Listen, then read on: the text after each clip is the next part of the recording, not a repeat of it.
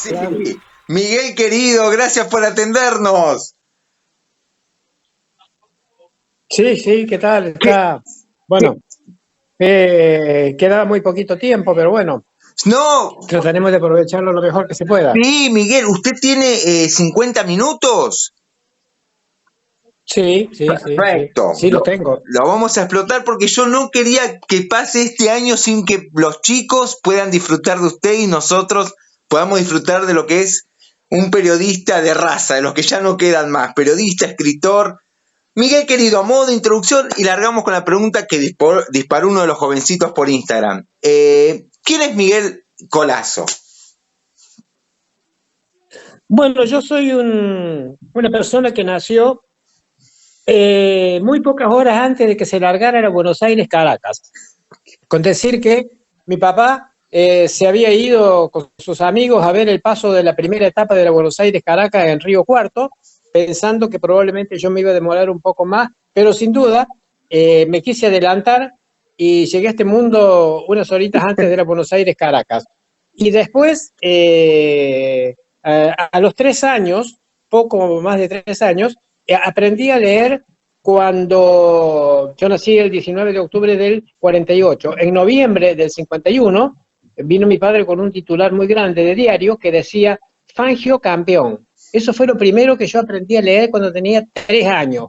Y cuando tenía 4 años ya leía casi de corrido, me costaban mucho las abreviaturas, pero ya sabía lo que era la Ferrari, quién era Fangio, me gustaba el TC, empezaba a ver quiénes eran los Galvez, en fin, un apasionado del automovilismo toda mi vida, y aunque la medicina, en especial la psiquiatría y otras especialidades, ocuparon un lugar muy importante en mi vida, el automovilismo fue siempre la pasión. Y qué gran pluma. Bueno, nombró Fangio y Galvez.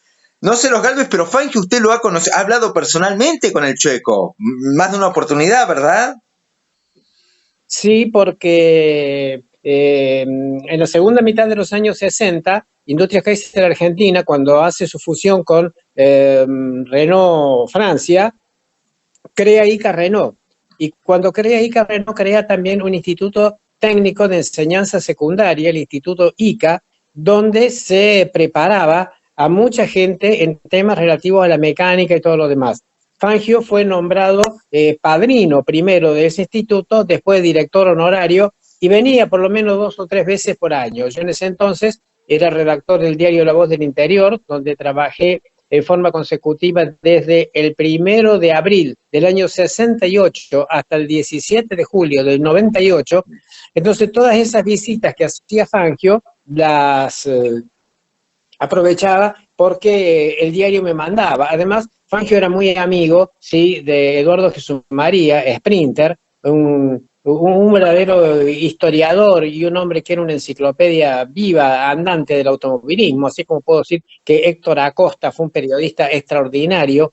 Sprinter era un memorioso extraordinario, conocedor de anécdotas y todo lo demás, y que tenía, entre otras virtudes, la de meterse dentro de los equipos y hablaba con los mecánicos y todo lo demás, manejaba el tema chismes dentro de los equipos como nadie. Entonces, yo lo seguí mucho a él y él me contaba muchas cosas. Entonces, varias veces que lo invitó a Fangio a comer en su casa, yo estuve junto con él, tanto es así que en un programa de televisión que hicimos a los 10 años del retiro de Juan Manuel Fangio, es decir, Fangio se retira en 1958, en 1968, hicimos, a los 20 años hicimos, 78, hicimos un programa especial. Bueno, estábamos Sprinter, yo como entrevistadores y Juan Manuel Fangio, y ahí hablamos de muchísimas cosas, como por ejemplo que a Fangio la carrera que más le hubiese gustado ganar era la Buenos Aires-Caracas. ¿Por qué? Porque sabía Fangio que la Buenos Aires-Caracas iba a ser una sola vez en la vida y que era un récord único si lo ganaba. Después, la Mille Miglia, es cierto esa frase que, bueno, se hizo viral, como diríamos hoy, de que yo hubiera dado un título mundial por ganar la Mille Miglia. Corrió 5 veces, no pudo hacerlo nunca, pero era la carrera que a Fangio le quitaba el sueño. No tanto así las 24 horas de Le Mans, donde corrió varias veces, pero una sola con posibilidades de triunfo, que seguramente hubiera sido la del año 55 con los Mercedes, y no se pudo producir por el accidente de Pierre Levesque. Lo que sabe usted, por Dios, Miguel querido. Aguardemos un segundo aquí. Bueno, usted nombró Ferrari, escribió su libro, que es una mala cosa. La verdad acá no lo hemos conseguido todavía, pero me encantaría tenerlo. De Ferrari al infinito, ¿verdad? No, de Maranello al infinito. Sí. Ajá, exactamente, de Maranello al infinito. En realidad empezó como una intención de hacer una historia de los 70 años de Ferrari, pero como no nos daba el presupuesto, tuvimos que hacer lo que yo le llamo una pequeña novelita histórica desde el año 1947 hasta el año 1988, es decir, desde que nace la fábrica Ferrari hasta que muere el comendador. Por supuesto, con una referencia en los primeros capítulos de el tiempo en el cual Enzo Ferrari trabajó en Alfa Romeo, que fueron muchos años, y que incluso se puso escudería Ferrari. ¿Y por qué se puso escudería Ferrari a un equipo que era de Alfa Romeo? Él no le quería poner escudería Ferrari. Primero, porque no era el principal aporte de capital. Había 3 o 4 capitalistas importantes para hacer ese equipo. Entonces él le quería poner escudería Módena. Pero su abogado le dijo, Ferrari, usted es el que ha hecho todo esto. Ponga plata o no ponga la plata. Con la plata se pondrán de acuerdo o no los otros. Pero esto tiene que llamarse escudería Ferrari. Y se llamó escudería Ferrari, la escudería Ferrari de Alfa Romeo, que duró más de 10 años. Qué hermoso, Miguel querido. Miguel, volviendo al Checo, y ya vamos a ir al equipo Primavera. Volviendo al Checo, ¿alguna vez le comentó qué sintió o qué sensación le causó el campeonato que le cede? No es que le regala, porque el Checo lo tuvo que manejar. Peter Collins. ¿Y qué pensaba de Collins? Bueno, perfectamente, sí, hablamos mucho. En realidad, Fangio siempre fue un hombre de una sinceridad absoluta. Y siempre dijo que cuando se retiró Mercedes-Benz, él estaba en una encrucijada muy, muy particular. Y que Alfred Neubauer, el famoso gordo Neubauer, que era el director del equipo Mercedes-Benz, le dijo, Fangio, vaya a correr con Ferrari. Pero él sabía que correr con Ferrari no era una cosa fácil. Entonces hizo lo que no hizo nadie. Ferrari era el tipo más agarrado en tema de plata que se puede pedir. Fangio lo mandó a un negociador, a Marcello Gianbertone, que fue uno de los creadores de la Fórmula Junior, en Italia por lo menos, y fue a negociar en nombre de Fangio con Ferrari. Y le sacó a Ferrari, Marcello Gianbertone, el contrato más alto que haya pagado Ferrari en su vida, proporcionalmente. Porque Ferrari tenía un contrato básico al cual te adaptabas o no eras piloto de Ferrari. Para Ferrari, el honor más grande de un piloto era ser piloto de Ferrari. Pero con Fangio pasaba algo distinto, porque el propio Ferrari pensaba, según lo he leído en muchas cosas que han escrito sus biógrafos, que un piloto como Fangio tenía que ganar un campeonato con Ferrari. Entonces, costara lo que costara, había que traerlo a Fangio. Y lo trajo a Fangio, con el contrato básico más 12 millones de liras, es decir, 1 millón de liras por mes. Ese fue el acuerdo para que Fangio fuera piloto oficial de Ferrari en el año 1956. Al mismo tiempo, Ferrari lo llamó a Romolo Taboni, que era el director deportivo del equipo, y le dijo, Taboni, mire, el campeón tiene que ser Fangio. Así que agárrelo a los muchachos eran Musso, Castellotti y Collins, todavía no estaba Hawthorne, Musso, Castellotti y Collins, y dígale que entre ellos lo que quieran. Pero el día que a Fangio se le rompa el auto, el que vaya mejor ubicado de ellos se lo va a tener que entregar. Y eso se comprobó desde la primera carrera en Buenos Aires, porque el Gran Premio de la República Argentina del año 1956 se rompe la Ferrari de Juan Manuel Fangio y el que venía mejor ubicado de los muchachos era Luigi Musso, quien tiene que entregarle el auto y compartir el triunfo. Pero Musso, que era un italiano muy, muy calentón, dijo, esto nunca más. Después la situación de ruptura de auto de Ferrari y entrega se dio con Peter Collins en 2 oportunidades. En el Gran Premio de Mónaco, el año 56, siempre hablamos del año que ganó Fangio el campeonato, el Gran Premio de Mónaco, se rompe el auto de Fangio, se lo entrega a Peter Collins y comparten el segundo lugar, que eran 3 puntos para cada uno. Y en la última carrera en Italia, se vuelve a romper el auto de Fangio y se lo entrega de nuevo Peter Collins, y son 3 puntos para cada uno, y Fangio gana el campeonato, seguido de Moss y seguido de Collins, que incluso Collins podía haber sido el campeón del mundo, porque había ganado 2 carreras. En 1956 Peter Collins había ganado 2 carreras, y en consecuencia estaba más que capacitado para pelear el campeonato del mundo. Podía haberlo sido. Sin embargo, sentía un respeto tan grande por Fangio que le dijo: maestro, usted necesita este campeonato, yo soy muy joven y puedo ganarlo otra vez. No se le dio nunca más, como siempre pasa. El tren de la gran victoria pasa una sola vez en la vida. Qué fantástico, Miguel querido. Musso tenía problemas con el juego, ¿verdad? ¿No estaba él apremiado económicamente? Mira, Musso tenía muchos problemas. En primer lugar, tenía un problema racial. ¿Cómo racial? Si él era italiano y todo lo demás. En ese momento, cuando van a hacer, con la salida de Fangio, van a hacer el equipo Primavera, había 2 italianos que se disputaban la sucesión de Ascari. Ascari había muerto en el año 55. Y había 2 italianos. Uno del norte, multimillonario, que era Eugenio Castellotti. Y otro del sur, de Roma, porque Roma, a pesar de ser la capital en Italia, del sur, morocho y pobre, que era Luigi Musso. En consecuencia, la rivalidad entre ambos era muy grande, porque siempre lo ha sido, entre los italianos del norte y los italianos del sur. Y bueno, en esa rivalidad, Luigi Musso, un tipo que necesitaba plata por todos lados. Así como Castellotti le sobraba plata por todos lados, porque había heredado la fortuna de uno de los más grandes abogados del norte de Italia. Se dice que desde el pueblo de Lodi, donde nació hasta Milán, casi todas las propiedades a los costados de la ruta eran propiedades del padre de Eugenio Castellotti.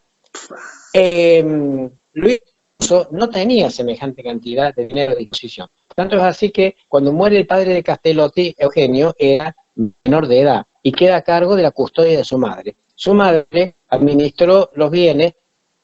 Eugenio, cuando cumpliera los 18 años, tuviera toda la fortuna del padre a su disposición, porque es hijo único también. Entonces, lo primero que hizo Eugenio Castellotti, el día que compró los 18 años, se fue a Módena, todavía Maranello no estaba, se fue a Módena y se compró una Ferrari de color negro-verde, que la usaba para dar vueltas en la plaza y para correr trepadas de montaña, que es como empieza Eugenio Castellotti. Musso sí, tenía muchos problemas con el juego, estaba casado, no pasaba la cuota familiar, como se dice ahora, la cuota alimentaria, tenía una amante que era diseñadora de costura y que era la que lo empujaba a todo este tipo de cosas. Entonces era una persona que estaba cargada de conflictos. Pero en esa época, y pilotos entre los 20 y los 30 años estaban cargados de conflictos todos. Porque el que no andaba con una actriz, andaba con una cantante, que no andaba con una cantante, andaba con una diseñadora de moda. O sea, y había unas competencias entre ellos terribles. Por ejemplo, Castellotti andaba en un Cadillac negro con tapizado rojo, y Luigi Musso en un Plymouth Belvedere blanco, convertible, con tapizado negro. Así eran las cosas entre ellos. Qué hermoso. Los ingleses eran un poquito más parcos, pero no tanto. Qué hermosos personajes, qué hermosa historia, qué conocedor. Miguel querido, qué lindo tenerlo acá para todas las aulas, los chicos que lo están mirando. Ahora sí, ¿qué fue el equipo Primavera de Ferrari de Fórmula 1? Bueno, para entender que fue el equipo Primavera de Ferrari Fórmula 1 hay que irse a 1956, cuando Fangio sale campeón del mundo y ya 3 de los integrantes del equipo Primavera habían sido pilotos de Ferrari y habían corrido con Fangio y le habían salido el auto, no se lo habían salido, le habían puesto buena cara. Fangio les tenía mucho aprecio a todos y todos les tenían un respeto sacramental.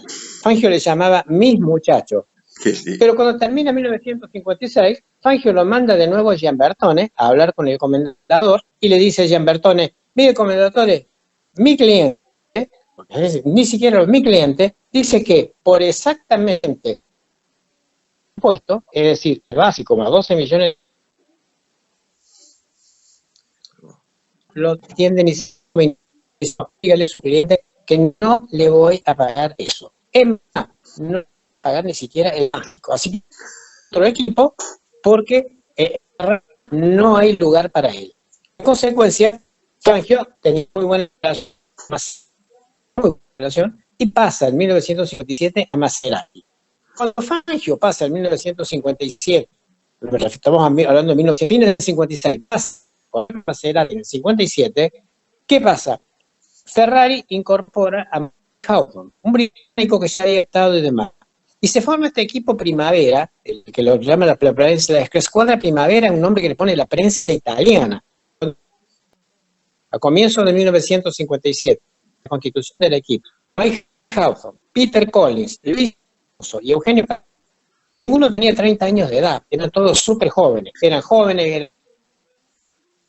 de pedir, y tenían la filosofía de la primera después de la Segunda Guerra Mundial, la vida menos vale.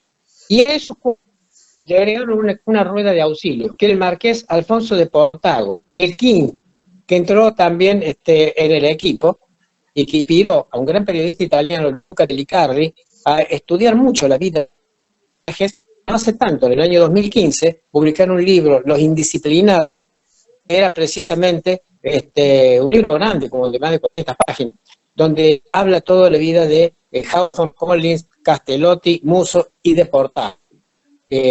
Así que el equipo Primavera fue el equipo de jóvenes de menos de 30 años que formó Ferrari para el año 1957. O sea, 3 de ellos ya venían corriendo: Musso, Castellotti y Collins.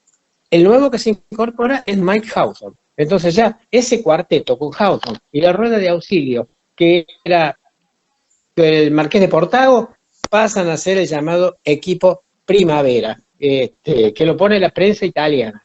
A Fangio el lema no Primavera no se le ocurrió a ninguno de ellos, ni a Fangio ni a nadie. Fue la prensa italiana la que le puso el equipo Primavera al equipo Ferrari del año 1957, que se extendió a 1958 con la excepción de los dos que murieron en el 57, que fueron Castellotti y que fue también el Marqués de Portago en la Mille Miglia. Claro, que ese fue el final de las Mille Miglia, ¿verdad, de Miguel?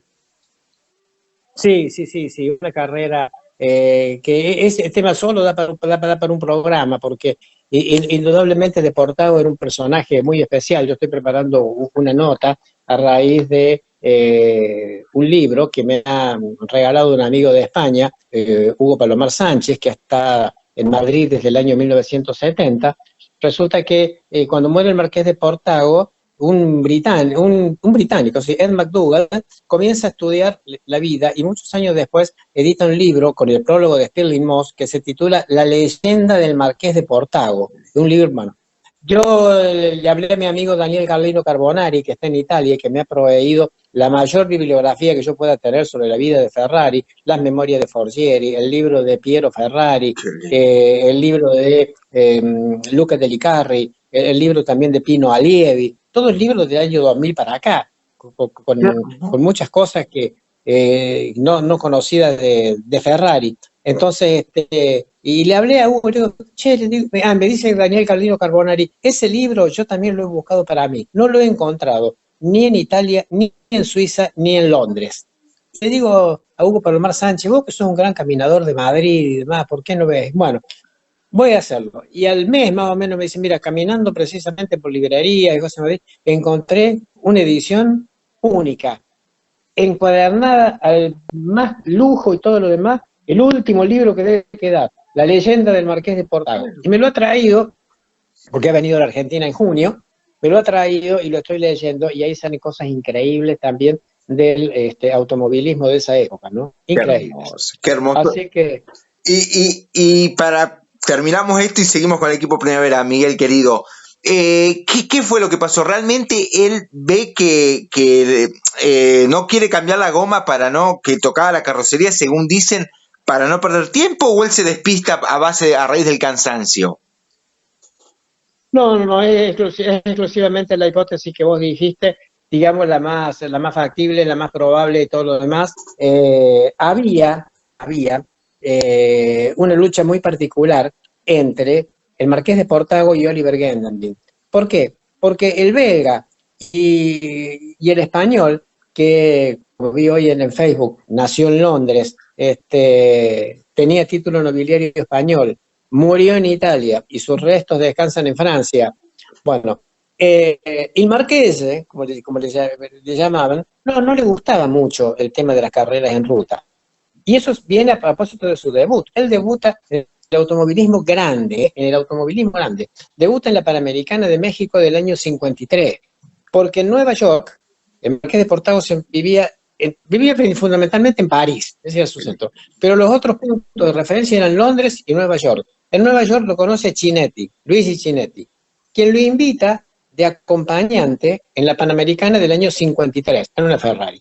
Bueno, de Portago acepta acompañarlo, pero después, en el relato que hace McDowell en este libro, La leyenda del Marqués de Portago, hablando con la ex esposa de Portago y hablando con gente que lo conocía y demás, dice que para de Portago fue una frustración muy grande, porque dice que se dio cuenta que Chinetti, para lo único que lo había llevado a esa carrera, era para hacer de contrapeso. Dice, no me dejó manejar el auto ni siquiera desde el parque cerrado hasta el lugar de la largada. Yo iba ahí de acompañante, agarrándome de los lugares que podía, dentro de un auto que no estaba hecho para que fuera uno agarrándose de donde pudiera, tratando de no volar por los aires en alguno de los autos, y por suerte duramos nada más que 2 etapas, así que dije, no, esto para mí no es, dijo de Portago. Y ahí nomás cuando se bajó, se vino a Italia y le compró a Ferrari un auto del equipo oficial para correr en los 1000 kilómetros de Buenos Aires, del año 1954, enero ahí, 2 meses después, junto con Harry Schell, y salió segundo en la clasificación general de esos 1000 kilómetros, atrás de Farini y Maglioli, que eran los pilotos oficiales de Ferrari. Pero te respondo a lo que vos me preguntaste de la Mille Miglia. Había una rivalidad muy grande con Gendenbin. Venían peleando el tercer puesto por el podio, porque el primero ya estaba para Taruffi y el segundo era para Von Trips. Entonces venían peleando el tercer puesto y el Marqués quería el tercer puesto. Además tenía el auto más moderno, más nuevo que había hecho la Ferrari, más potente, motor V12 4100. Y cuando llegan al último puesto de reabastecimiento, estaba Ferrari en presencia y quedaban 40 kilómetros de carrera, 47 kilómetros de carrera quedaban para terminar. Entonces llega, para, y uno de los mecánicos señala que la cubierta delantera izquierda tenía un tajo de 7 centímetros más o menos y amaga cambiarla. Y tanto el Marqués de adentro del cockpit como el viejo Ferrari un poco lo empuja el mecánico, dice, no, siga, porque venía peleando por segundos el puesto del podio con Gendenbin. Y Ferrari lo quería más a De Portago que a Gendenbin, pese que eran los dos, entre los corredores, eran los dos mejores clientes que tenía. Entonces sale De Portago y 4 kilómetros después, no se sabe si porque rozó una piedra a la orilla del camino o porque la carrocería en las vibraciones y demás le rompió la cubierta. Pero lo cierto es que ha tocado la banquina, sin lugar a dudas, la Ferrari, el auto vuela y mueren De Portago, su acompañante Ed Nelson, que era un periodista de la farándula, y mueren más de 10 personas. Yo creo que habiendo subsistido tragedias como la de Le Mans, que murieron 80 personas y todo lo demás, fue una medida totalmente ilógica y demás, suspender la Mille Miglia para siempre. Me parece que no correspondía. Pero se había suspendido un año antes o dos la Panamericana, y entonces el Vaticano ejerció una presión muy, muy grande, y bueno, Ferrari fue acusado de homicidio culposo, como diríamos ahora, pero en realidad no hubo sanción, ni para el fabricante de la cubierta, ni tampoco para Enzo Ferrari. Y el Marqués de Portago se convirtió en leyenda, pero la leyenda la convirtió este inglés, Ed McDonough, que se puso a estudiar, habló con cuánta gente, no te hace una idea de lo que es el libro La leyenda del Marqués de Portago. Por suerte haberlo conocido, porque y que este amigo me lo pudo conseguir, porque ya no se consigue en ningún lado. Qué increíble, qué hermosa historia, qué pedazo. Estamos entrando en un túnel del tiempo con toda la historia que nos contás, Miguel. Hablabas de Ferrari, que quería más a uno o al otro. En el equipo Primavera, Enzo Ferrari, ¿por quién tenía más afecto o devoción de todos sus pilotos? ¿A quién quería más? ¿O era medio áspero el viejo y no quería ninguno? No, a los 4 de los muchachos era el que más quería, era Peter Collins. Porque es más, lo tenía en una casita. No a los italianos, él quería a inglés, a Peter Collins. Lo quería Peter Collins. ¿Por qué? porque Peter Collins se había hecho amigo de Dino Ferrari, que murió en junio del año 56. Y entonces Dino Ferrari no tenía con quién hablar en inglés, muy poca gente hablaba en inglés, salvo alguna que otra vez que pasaba de visita a Carroll Shelby y demás. Entonces con Peter Collins se juntaban y pasaban tardes enteras conversando en inglés y demás. Doña Laura lo invitaba a Collins a tomar el té y todo lo que sea. Y Ferrari, para que no se fuera lejos, le alquiló una casita, ahí en Maranello, ahí ya estamos a hablar de Maranello, y era el que más quería de estos pilotos. Pero de cualquier manera ocurrió algo que esto ya forma así parte de la historia de dramas personales de la situación del equipo Primavera. La primera carrera del año 57, cuando debuta el equipo Primavera, es los 1000 kilómetros de Buenos Aires, una carrera de sport prototipo. Gana Ferrari con Mustang Gregory, Luigi Musso y Eugenio Castellotti. Y en el segundo entran Stirling Moss y Carlos Menditegui con una Maserati, en la que también manejó Jean Vera. Y terceros entran Peter Collins y el Marqués de Portau. ¿Qué pasa? Cuando termina la carrera, los 1000 kilómetros de Buenos Aires, y después de correr el Gran Premio de Fórmula 1, Mustang Gregory lo junta a los otros compañeros de Ferrari, de SP, y le dice, che, yo me voy una semana de vacaciones a Miami, donde tengo una casa de más. ¿Alguno quiere venir?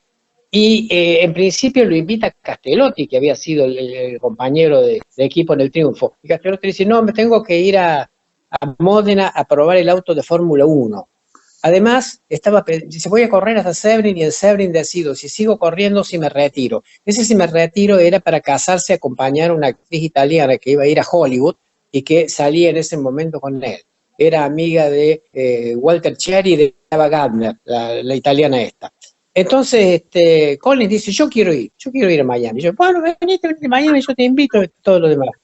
Llegan a Miami y Collins conoce a una amiga de Mustang Gregory, que era hija de un diplomático, que era una modelo muy cotizada, todo lo demás, y a los 7 días, contrae enlace, pero enlace en serio, no como esos enlaces en Las Vegas que se inventan, no, contrae enlace en serio, civil y religioso, en Miami, con esta Louise, y se vuelve a Italia.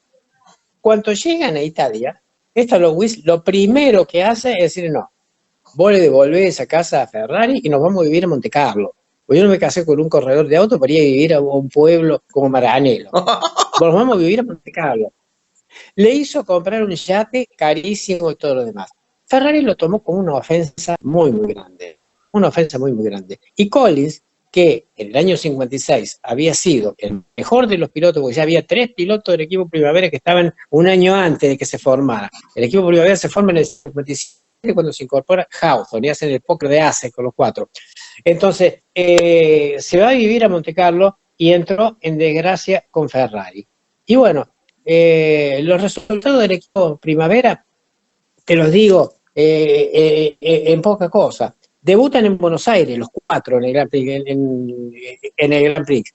En los 1000 kilómetros ganan Musso con Castellotti y Gregory, pero en los 1000 kilómetros no sacan ni siquiera un punto. Y después, en Mónaco, vuelven otra vez a no sacar ni siquiera un punto. Y la actuación empieza a cambiar en las otras carreras, donde Musso, Hawthorne y Collins empiezan a sumar segundo, tercero y cuarto, segundo y tercero, todo lo demás.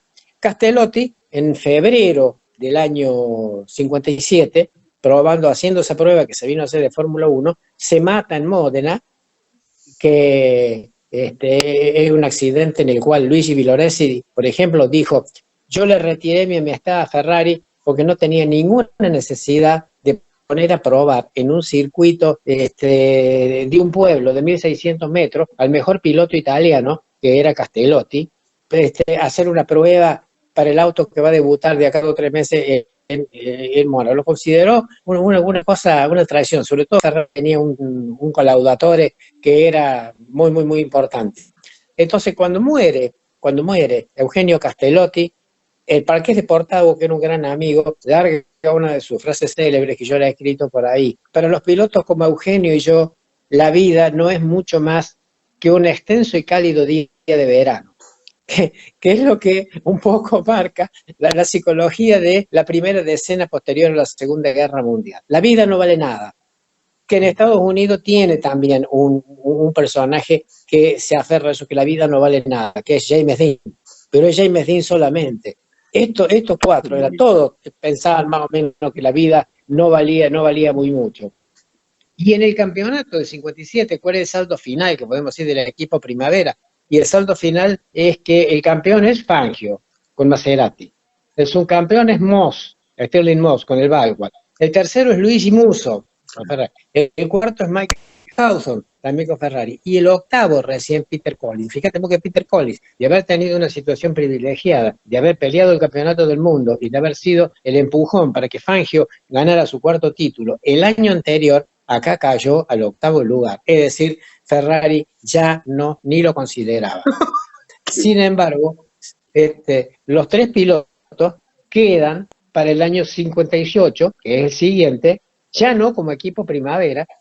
Castellotti es reemplazado por pilotos alternativos, por Phil Hill, por Von Trips, por Trintignant en alguna carrera, pero Collins, Musso y Hawthorne son los tres pilotos grosos de Ferrari para el año 58. Y la rivalidad entre ellos se hace enorme, se hace muy, muy grande. Tan grande que por pelear con Hawthorne en el Gran Premio de Francia se mata Luigi Musso. El Gran Premio de Francia del año 58 es la última carrera de Fangio. Fangio ya venía cansado. Ya había visto morir a Castellotti y al Marqués de Portago, dos de sus muchachos. Claro. Y vio, Fangio corrió muy pocas carreras en el año, 2 o 3 carreras nada más corrió en el año 58.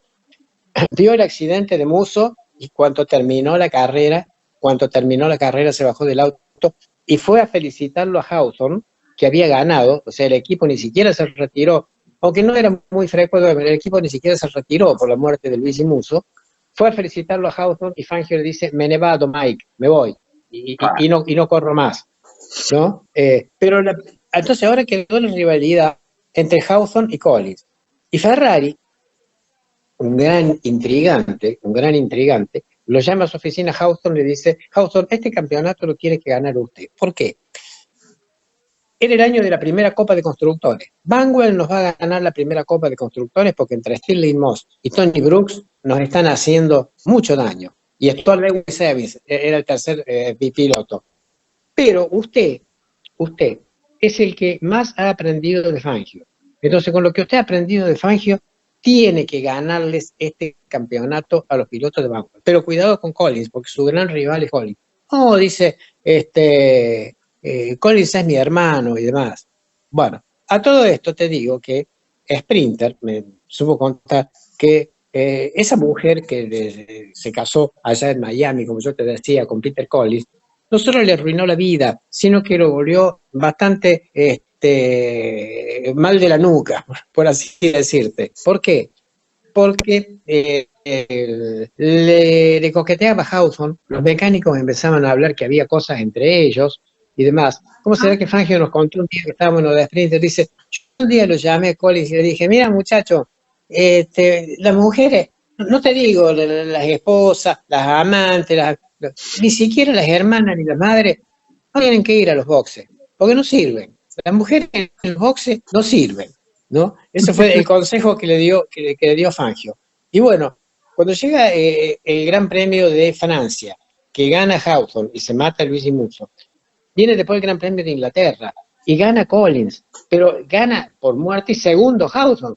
Hawthorne perdiendo el campeonato, Collins sin nada que ganar ni nada que perder. Ni siquiera miró a ver si había cartel para que lo dejara pasar a Hawthorne, nada. Era una rivalidad tremenda. Y viene la otra carrera que es Nürburgring, y en Nürburgring, peleando con Hawthorne a palo y palo, en una de las curvas se va Peter Collins y se mata Peter Collins.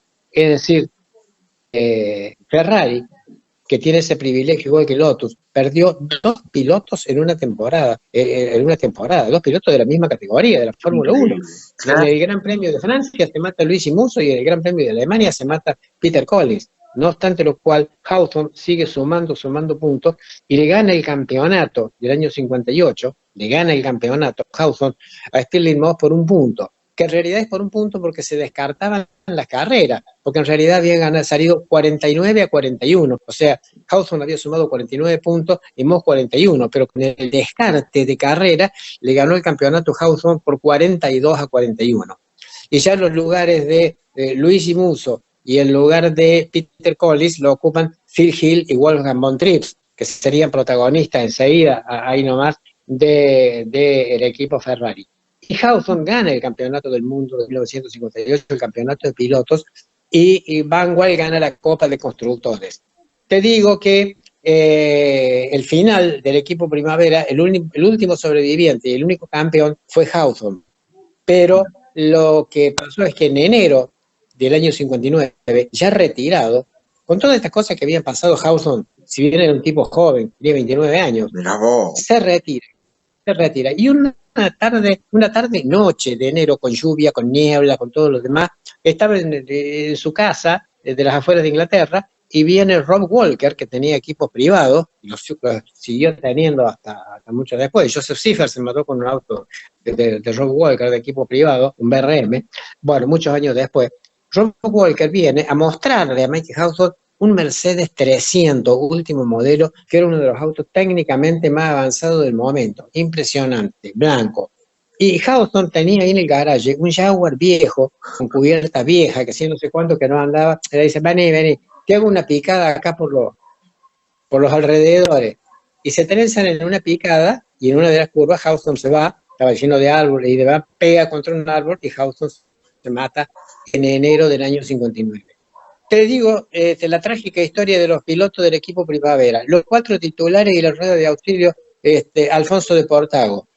Entre enero del 57 y enero del 59, 2 años, se mataron los 5. Sí. Y no se mataron porque se cayeron en el baño y pegaron la cabeza contra una canilla. Se mataron en cuestiones en carreras o en picadas o lo que fuera. Salvo Hawthorne, que se mató en picadas. El único que llegó a campeón fue Hawthorne. Así que es una historia trágica la del equipo Primavera, trágica, realmente. Qué hermoso historiador, qué increíble. Y o sea que sacando Hawthorne, que se mata ya, que encima no disfrutó el campeonato, lo disfrutó 20 días, 30. No, lo disfrutó los 20, lo disfrutó. Claro. O sea, ¿y qué fue? O sea, era una lucha como que Ferrari avivaba un fuego entre ellos, ¿verdad? Porque yo, de lo poco que he leído, Miguel querido, dicen que no había un piloto número 1. Él decía, bueno, a ver, el que gana o el que me queda mejor una carrera va a ser el piloto número 1 en la otra, nada más. O sea... Sí. Mirá, ¿por qué Ferrari le dice a Hawthorne que era el que más aprendió de Fangio? Porque esto lo cuenta Deli Carri en su libro Los Indisciplinados. En Reims había un curbón, en Reims, Francia, había un curbón que el único que lo tomaba en directa a fondo, pero a fondo todo el tiempo, era Fangio. Y le sacaba al segundo, en ese solo lugar, un segundo. Grande, Hawthorne venía, le hacía hacer lo que sea, no había caso. Entonces Hawthorne dice, bueno, vamos a ver si Fangio, ¿por qué no saca usted un segundo? ¿Cómo es la cosa? No, seguime varias vueltas. Y fíjate bien lo que vas a hacer, porque si te distraes un segundo te podés matar. Así que seguime. Hawthorne lo va siguiendo, hasta que saca el tiempo de Fangio. Y viene el box y le dice, no, estaba equivocado yo. No era el auto, era Fangio. Pero Fangio ya me enseñó cómo tomar ese carrera. En ese curbón maldito, se mata Luigi Musso y gana Hawthorne esa carrera. Y puedo decirte que ahí prácticamente se define el campeonato, porque Musso era el más rival de todo. Ya en el año anterior, en el 57, cuando debuta el equipo Primavera, el mejor clasificado de los 4 fue Luigi Musso, tercero en el campeonato, Hawthorne cuarto, Collins octavo, y acá la venían peleando, pero la venían peleando lindo, y el que estaba delante hasta ahí en el puntaje era Musso. O sea que Musso se mata precisamente en esa curva, se encuentra con un rezagado, que era Schumann, con una Maserati, venía muy despacio, entonces ahí, si lo querías hacer a fondo, tenías que hacerlo entero. Bueno, pero ahí, y después viene la rivalidad de Collins, que venía por la cuestión sentimental, y bueno, Ferrari pierde 2 pilotos en la misma temporada y 2 pilotos titulares del equipo de Fórmula 1, y el tercero gana el campeonato, que es Hamilton. Pero viene a perder la vida en ese accidente estúpido con Rob Walker. Qué hermosa historia. Y fue por eso, Miguel querido, que la prensa, que después Ferrari ya medio que era reacio a tener pilotos italianos en su equipo, había perdido sus 2 pilotos italianos y la prensa como que lo castigaba mucho, o no fue justo por el tema Sí, también, claro, y también se había perdido Ascari, que si bien Ascari se había ido, estaba corriendo en Fórmula 1 con Lancia, se mata con una Ferrari de Ford prototipo que estaba probando Castellotti en Monza. Es decir, Ferrari empieza a alejarse, pero se aleja relativamente porque les da ciertos lugares a Bandini, les da ciertos lugares a Caffiotti. Ahora, cuando se mata Bandini en Mónaco, ya Ferrari casi como que no quería saber mucho con los italianos, pero en realidad siempre tuvo su corazón. Michele Alboreto también estuvo. O sea, cuando Ferrari vio un italiano que podía ser, no obstante lo cual la prensa lo que le critica a Ferrari es que no le dio un lugar a Patrese. Patrese para los italianos era un ídolo, era un ídolo. Y Ferrari lo prefirió a Gilles Villeneuve en lugar de Patrese. Ya estamos hablando de muchos años después, ¿no? Claro. Pero las tradiciones se van sumando. Ahora, te cuento que cuando se mata de Portago, ahí la esposa de Gentenbin, que era con quien venía peleando el podio de Portago, ve toda esta maniobra y todo lo demás, y cuando se entera le da un ataque de nervios y corre a agredirlo a Ferrari y le dice viejo perverso, viejo asesino, lo trata de todo lo habido y por haber, porque realmente lo de la cubierta es una cosa que no tiene perdón. Claro. El propio de Portago le hacía señas al mecánico que se fuera, que lo dejara, porque iba a perder el lugar en el podio y venía peleando por eso. Tanto así que dicen que el mecánico se retira de la goma y le pega en el casco y le dice suerte Marquese, cuando lo despide esos últimos 4 kilómetros de carrera. Qué increíble. Bueno, acá están, obviamente los chicos están mandando tantas preguntas, algunas no corresponden porque no es el tema primavera, pero acá, a ver si nos puede ayudar Miguel. ¿Qué piensa de lo que pasó con Villeneuve y Pironi? O sea, ¿la culpa la tuvo Piccinini ahí por poner el cartel en el 82 o la tuvo Pironi? ¿Pironi ganó una carrera ilegal o tenía el derecho para ganarla? Mira, está muy discutida la cosa y tengo dos fuentes muy nuevas y muy importantes, que son el libro de Piero Lardi, Mi padre Enzo, y La memoria de Forgieri, la Ferrari secondo Forgieri. Hay una cosa que es muy importante, que te doy la versión de Forgieri, porque Forgieri no fue a esa carrera. Y no fue porque le dijo, tómate unos días de descanso, no vayas. Va a ir Piccinini como director. En eso también coinciden Piero Lardi en su libro. La carrera estaba bien ganada por Gilles Villeneuve. Pero ¿qué pasa? Que Piccinini, en lugar de ponerle un cartel que dijera mantener posición, 1 Villeneuve, 2 Pironi, pone slow. Claro. Que den las vueltas últimas de espacio. Villeneuve, tan confiado, las da prácticamente a 3 de paseo. Y en la última curva, Pironi dice, le voy a hacer un chiste, le voy a ganar la carrera. Si te gana, y Gilles se pone como loco. Ahora, Forgieri dice, esto lo dice Forgieri en su memoria, fue una traición total y absoluta. Si yo hubiera estado, eso no hubiera pasado. Dice, fue una traición. No convalido absolutamente para nada el comportamiento de Pironi, y creo que tenía total y absoluta razón Gilles Villeneuve en la protesta. Ahora, para la siguiente carrera pasa lo siguiente: Don Enzo no dijo absolutamente nada, no se metió en esto, solamente lo apartó a Forgieri y puso a Piccinini. Nadie sabe si Piccinini, ¿de qué? Pero lo apartó Forgieri, y Forgieri dice que fue eso. En la siguiente carrera, que era donde se mata Gilles Villeneuve, Forgieri dice que cuando Pironi se manda para la suya y le baja el tiempo en la prueba clasificatoria a Gilles Villeneuve, porque dice Forgieri, nosotros teníamos por lejos el mejor motor turbo en esa temporada. Y Pironi se sube, se pone el casco y se sube sin atarse el cinturón. Forgieri lo quiere parar por dos cosas. Primero, porque era una locura salir a bajar el tiempo. Y segundo, porque las cubiertas de clasificación ya están gastadas. Dice, antes de que dé toda la vuelta rápida, se le va a reventar una goma y quién sabe lo que le puede llegar a pasar. Lo cuenta Forgieri en sus memorias. Y además, agrega Forgieri, yo traté de detenerlo, pero dije, bueno, no va a alcanzar a dar la vuelta de calentamiento como para entrar y que le computen la otra vuelta.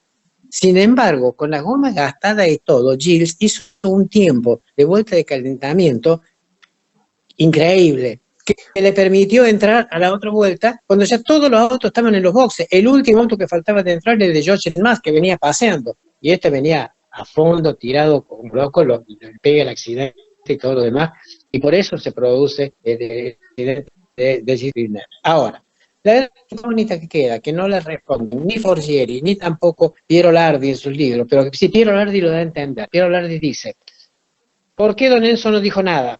¿Por qué Don Enzo no lo defendió tanto a Villeneuve? Primero, no lo quería a Villeneuve tanto como la gente cree. Villeneuve era un adorado de los tifosi, pero no de Enzo Ferrari. ¿Me entendés? Qué grande, Y porque Enzo Ferrari sabía, él sabía, y no se lo dijo a nadie, que Gilles Villeneuve a fin de año se iba. A fin de esa temporada 81, Gilles Villeneuve se iba. Nadie sabe a qué equipo, pero se iba. Y Ferrari, hay dos cosas que le había que ver. Primero, que Fangio se fuera con el número 1 y que Niki Lauda, 2 años antes, se fuera con el número 1 también. Entonces dijo, ¿vos te vas a ir también con el número 1 a otro equipo? No. Si lo ganas al número 1, lo ganas. Pero yo no voy a hacer nada para que no te vayas con el número 1. Entonces, por eso es que Ferrari se quedó como se quedó. Y Pironi quedó con una especie de estrés postraumático que nunca pudo superar la cosa y se pegó la piña que se pegó y después se mató con la lancha. En fin, historias de gente que corría por pasión. Hoy no se ven esas historias. No había ese apasionamiento ni demás. Incluso entre la gente que lo seguía de afuera, ¿no? Yo, otro fanático como yo, bueno, tengo algunos amigos que más o menos, pero más o menos. No, Miguel, usted es único y gracias a Dios nos da usted esta posibilidad de poder aprovecharlo. Miguel, querido, los últimos 10 minutos y lo vamos a dejar que descanse. Igual, después te voy a comprometer al aire acá con los chicos porque te queremos pedir cada 15 días que nos cuentes una historia, por lo menos media hora cada 15 días nos va a tener que regalar. Miguelito, sí, por supuesto, no tengo ningún problema. Últimos 10 minutitos. Pregunta, ¿usted habló? Sí, imagino que sí, pero es una pregunta por ahí media boluda. ¿Habló con el Lole personalmente? Sí, lo conoció, charló. Sí, lo conocí, charlé, y te voy a decir una cosa. El Lole Reutemann era un tipo que tenía un trato con la prensa que ya no era parco. Era, si se quiere, falto de educación. El día que murió el Lole Reutemann, el mejor comentario sobre lo que era Reutemann con los periodistas lo hizo este periodista santafesino que estaba en el canal 24, se me ha ido el nombre de la cabeza. Bueno, ya me va a venir. Muy famoso. Estaba hacía en el pase 6 de la tarde con la Liliana Canosa. Me mató. No, se me fue. Bueno, el que hizo su fiesta de casamiento gay y demás, pero más que eso es un dato anecdótico como para recordarlo. Bueno, él dijo que él como santafesino, como periodista, había encontrado en Reutemann no solamente a una persona parca y enemiga del periodismo, sino a alguien que mal educado, si se quiere. Yo lo he visto a Reutemann en muchas actitudes de mala educación. Te cuento una anécdota, por ejemplo. Por favor. Yo estuve en Barcelona el 26 de abril del año 70, cuando Reutemann corría la segunda carrera de Fórmula 2. El día viernes, se corría en Montjuïc, ahí, estaba Miguel Ángel Merlo. Miguel Ángel Merlo en ese momento era el number one, number one, number one, de la prensa escrita, por cierto, porque el oral no andaba, igual que Parga. El Parga era el número 2 en la prensa escrita, y ahí muy parejitos los dos, con mucho respeto, se trataban muy bien y demás. Entonces se acerca a Merlo con su libretita y sus anteojos en la punta de la nariz, y le dice, señor Reutemann, dice, ¿cómo están las cosas? Y le dice a Reutemann, todavía está todo arriba del camión. Esa fue la respuesta. Ah, bueno, muchas gracias, dijo Merlo. Al otro día, en La Razón, donde escribía Merlo, dice, declaración exclusiva de Carlos Reutemann, todo está sobre el camión. Y empieza contando lo que era el parque, lo que era Montjuic, lo que era la cosa, un restaurante que estaba arriba, todo lo demás. Ah, y lo encontramos a Reutemann. Le preguntamos cómo estaban las cosas. Y nos respondió, todo está sobre el camión. Bueno, esa actitud para un periodista como Miguel Ángel Merlo, que pinta de cuerpo entero lo que es. Yo pude hablar monosílabos, muy poco. No, era un tipo con el cual muy poco se podía hablar, ahora salvo dos personas. Un Héctor Acosta, que le sacaba lo que quería. Y que quiero destacar, que en los últimos años de Héctor, el último año de Héctor Acosta, que con un cáncer avanzado hacía su programa de deporte motor y demás, se sostuvo con la publicidad de la Lotería de Santa Fe, gestionada por Carlos Reutemann. O sea, Reutemann fue fiel hasta la muerte con Héctor Acosta. El otro era Peter Windsor, el que lo llevó a Pechito López a esa aventura allá con los de Estados Unidos y todo lo demás, ¿te acordás? Y todo, bueno, Peter Windsor, del cual el amigo que me trajo el libro de la leyenda del Marqués de Portago me estuvo hablando cualquier cosa, Peter Windsor, que no lo querían y todo lo demás. Entonces, Reutemann, entre los periodistas de habla inglesa, con el único que tenía feeling, con el que más feeling tenía era con Peter Windsor, y con los argentinos con Héctor Acosta. Al resto le daba muy poca bola. Lógicamente que a Corsa, que a Carburando y demás, no los iba a tratar como agente de una FM que iba a pedirle una nota, decía, no te doy la nota. Eso lo he visto yo, lo he visto. Gracias Miguel por tener los huevos de decirlas, porque muchas veces uno, como deportista, todo, sí, pero uno como que quiere embellecer a alguien, pero bueno, hay que decir las cosas como son. Miguelito, ¿y qué piensa usted que pasó en Las Vegas del 81? ¿Hubo traición de Williams? Pues dicen, no, el equipo lo cagó, pero llegó un equipo que necesita que tiene millones de dólares en inversores, en publicidad, ¿va a tirar para atrás un piloto? ¿Qué piensa que pasó con el Lole ahí? Todo lo que he leído, todo lo que he escuchado, todo lo que me han dicho y todo lo demás, es que Williams lo traicionó vilmente. No le perdonó nunca lo de Brasil, nunca le perdonó de Brasil, lo traicionó. ¿Y por qué lo traicionó? Porque a Williams le interesaba la Copa de Constructores, y la Copa de Constructores ya estaba ganada. Así que, no, y Alan Jones lo odiaba peor, tanto así que cuando él ganó la carrera y demás, dijo, Reutemann, ahora que se vaya a participar en el concurso de Miss Argentina. Qué grande.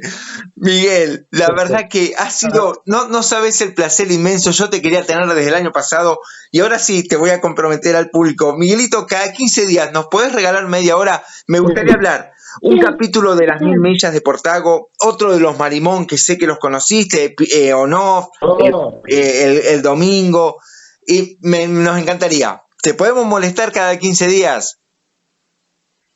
Con los Marimón, mira, me unió una relación muy especial, después te lo voy a contar, sobre todo con el Toscanito Viejo. El Toscanito Viejo increíble, o no se lo llegué a conocer de más, porque cuando se mata yo ya tenía 7 años y mi papá me llevaba a la carrera desde los 2 años.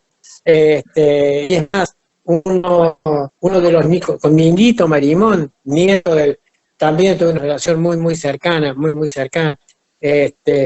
Fui su terapeuta durante la última parte de su vida, y me acuerdo, Mingo Marimón muere,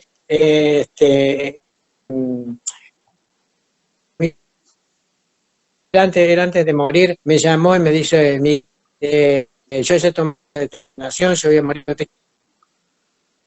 porque ha sido más que una madre, Marimón, Minguito, el nieto de Toscanito.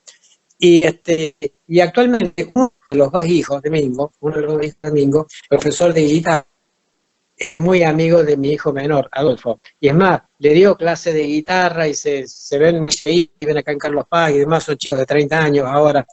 Así que con los Marimón tuve, y te puedo porque don Domingo Marimón organizaba una vez por mes en su casa de Las Rosas.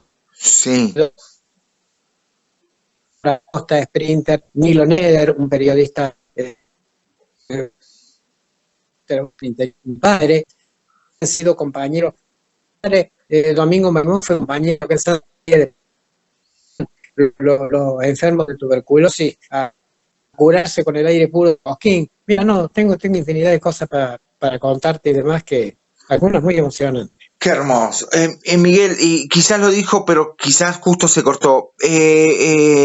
Domingo Marimón, jamás pudo, se mata porque nunca pudo superar la pérdida de su hijo, ¿verdad? ¿O qué pudo haber sido? El Tucanito viejo, sí.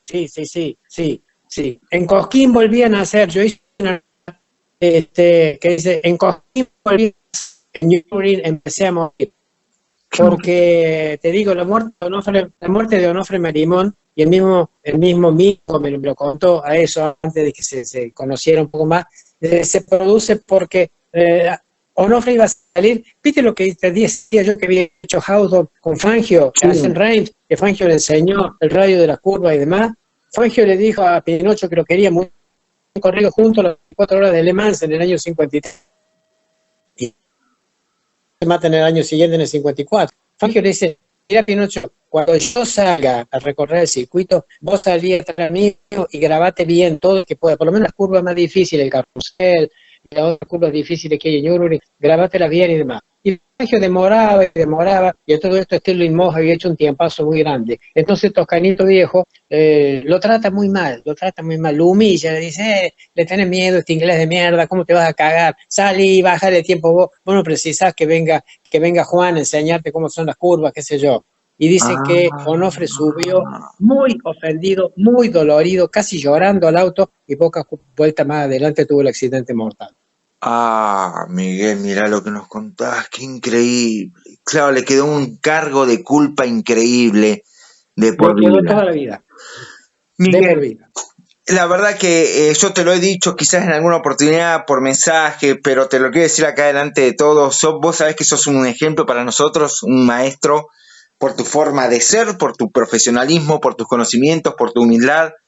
Déjame agradecerte esta hora que nos diste, que ha sido fantástica. Nos diste una lección de periodismo, de historia y de Fórmula 1 increíbles. Gracias, Miguel, de verdad, por ser un ejemplo para nosotros. Gracias de todo corazón.